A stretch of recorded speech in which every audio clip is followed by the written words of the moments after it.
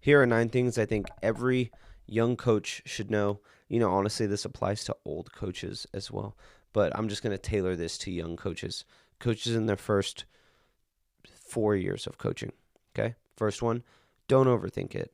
You probably know you don't have the best workouts in the whole wide world, or you understand that there's a lot for you to learn. But at the end of the day, the stuff you put forward is going to be way better if you just put your best foot forward into your workouts and you don't overthink every little detail. I get so many questions on Instagram just about like what's the perfect workout or what workout will make my swimmers 50 free faster. And there's not really one workout, right? Your job is to first have a goal for the day. Make sure your goal for that day ties into the bigger goals of your team. And then you just execute from there as best you can. And if you're really good at this, you will just take 5 minutes after your practice, look at your workout, and see what could I have done better. Second thing, everything will make your athletes better. Unless you're coaching athletes in the top 1%, almost everything you do will make your athletes better. Because if you're coaching just about any 18 and under athlete, they're still growing, they're still maturing physically, and they will get stronger as a byproduct. So there is so many ways for kids to get better. The biggest thing you want to watch out for is, are they getting better and enjoying what they're doing? That is, when I say that, I don't mean practice is supposed to be a cakewalk or everybody should be happy all the time. I'm just saying that if you find that perfect spot between challenge and improvement and enjoyment, man, that's a great place. And just kind of tying on to that first point of not overthinking it, like there's so many things that make kids better. That's why you can have one kid that's in a high yardage program. You can have another kid that's in a race pace, like half the amount of time program. You can have a kid that's in a program where 50% of their time is spent on strength training, and they all get better. And there's a lot of kids around the country swimming really, really well through different types of training. And that is because not everything, of course, and I highlighted there's like the top 1% of athletes um, that everything will make everybody else better. And that's just okay. And that's good. As long as you keep on getting better, stronger, and you're enjoying what you're doing, you're good to go. Number 3, and this is especially for young coaches, you can't alienate the parents. And I have to remind myself of this just because it's not that I'm against swim parents. We all know if you're a coach in any sport, how hard it can be when you have a parent that's down your throat about things that they shouldn't be down your throat about. But at the end of the day, you can't alienate the parents because you do need their support and their buy-in into your program for it to be fully successful for the most part. Whenever we have a family that the parent is just very against what we're doing, it might be going okay for their athlete for a while, but eventually, like whatever resentment there is or whatever problems there is, seeps through and it will affect that kid's progression on your team. So if you really want to do the best for your athletes possible, you just need to make sure that you have respect for the parents because they play a big part in your athlete's success as well. Of course, you need to set up boundaries. I'm not saying go be best friends with all of your swim parents. I personally don't like to do that, and that's just some personal reasons. Like more of a professional thing. I don't think it's professional to go out and like go get a bunch of drinks with a swim parent, especially for somebody who's trying to seriously coach an athlete and be a professional. I just don't think that's professional. But you can't alienate them. And I've seen those coaching message boards, and some people would just like wish the parents weren't around. And I'm sorry, it's just not how it's going to happen. They're going to be around. They're going to be a factor. These are the people paying the bills at the pool, and they're also paying for a service, and it's your job to deliver that service. So next thing is all of your athletes will leave one day. So if you're a young coach and you're coaching like some stud swimmer and you're like, man, this kid's going to be great. We're going to break these records and we're going to do this, this, and this. Just remember, that all your athletes move on. They move on to the next coach, they will move on to another team, or they will just leave the sport altogether. So just remember that when you are getting all caught up, all into one athlete specifically, just remember that they all leave and they all move on and they all get on with their lives eventually. So don't treat any of your athletes like this is the athlete, the only athlete, because they all leave. And you're going to be a much more happier coach if you don't hyper focus on one athlete. Your life matters more. That's kind of my next one, and this one's kind of tricky because we do live in a bit of a society that tends to back off when things get hard. So when I say your life matters more, what I mean is you should not be miserable as a swim coach. Our job requires us to bring great energy into the athletes that we're working with. And if our life is struggling, whether that's your marriage, your finances, again, I guess that's for older coaches.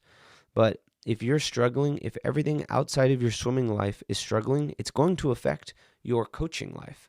So just remember that your life matters more. And if you're doing something at work that is destroying your life outside of work, then you should check that and you should adjust that. And you can see if you can make both lives work. And because back to my previous statement, is they're all going to leave. And at the end of the day, you're going to be left with you, your family, if you have one, and they're going to get on with their lives. So you need to make sure that your life does matter. So now this is not a hall pass if you think if you had a tough 6 weeks and you need a whole week off. Like I said before, you're a professional and you have a job to do.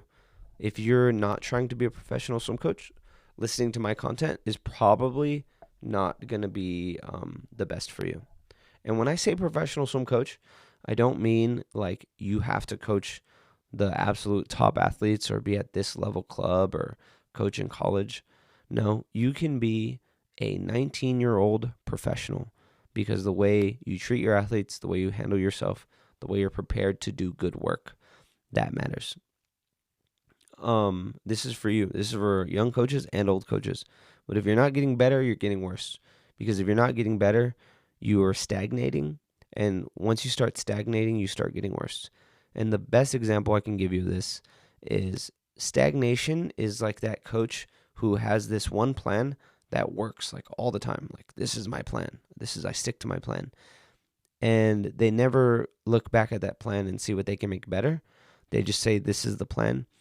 And they have this plan that worked with swimmers in Group A, and then now they're coaching Group B, and it's not working.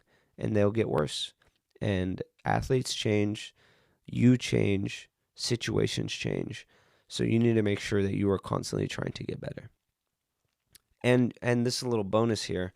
If you're looking for areas to get better in, there's so many. Coaches have to do so many different things, and there are so many different things that make athletes better.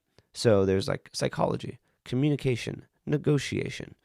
Negotiation sounds like a weird one, but I promise you, you will not regret reading a book on negotiation. It will make you such a better communicator, especially with middle school and high school athletes.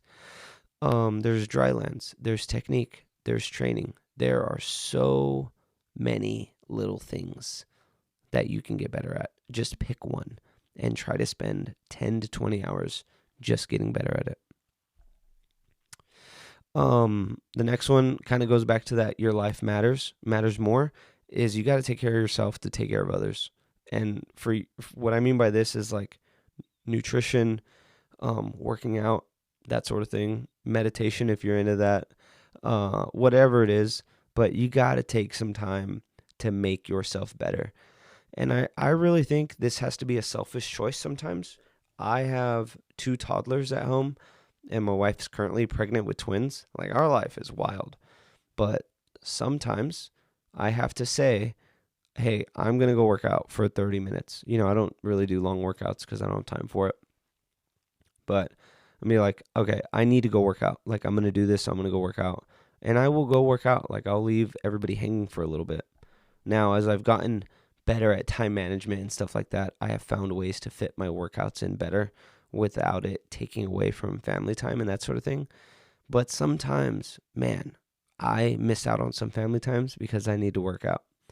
So this is also not a hall pass for some of y'all dads who have a bunch of kids at home and you're like, I need to go play golf for 6 hours or else I'm not taking care of myself. You know, a little excessive if you ask me, but that's just my take. You can do what you want with that. The next one, you need to know why. You need to know why you're doing what you're doing. And this might sound condescending to don't overthink it. All you need to do is generally know why. Like, the simplest way I can explain this is if you do something hard and somebody asks, why are we doing this? And you just tell them, hey, doing hard things will give us the opportunity to make something happen when a race gets hard, right? That's very simple. You don't have to go into the science of it all or aerobic capacity, anaerobic capacity. That will come later. And as long as you keep getting better at things, you will understand more of why things work. But in general, just be ready for anything you do on a regular basis. You should know why you're doing it and why it matters because you will believe in it more. And when you believe in it more, your athletes will believe in it. Swimmers can smell unbelief. This is my last one. But back to the you need to know why, that if you aren't bought in to your program and what you believe is important for your athletes and how to make your kids better, or if you're not really in it, like you're not loving being a swim coach, or you don't like it, or you don't like a kid, man, they feel that right away. It's an energy thing. It's a body language thing. It's a tone thing. And it kind of ties multiple things I talked about together. But when your life isn't in order or you're not really in it with what you're doing, the people around you can feel that. And it'll affect your coaching and it'll affect how good of a job you do. So this was 9 things I think young coaches should all know to make them better. But really, this is for any coaches. And it probably sounded like a list longer than 9. But those are some things for you to meditate and think on. I would love to hear your questions. Or if you have any rules that like you like to live by, these are some, I wouldn't say these are rules that I follow per se. But these are definitely things I think about and things that help me make decisions and make me be a better coach.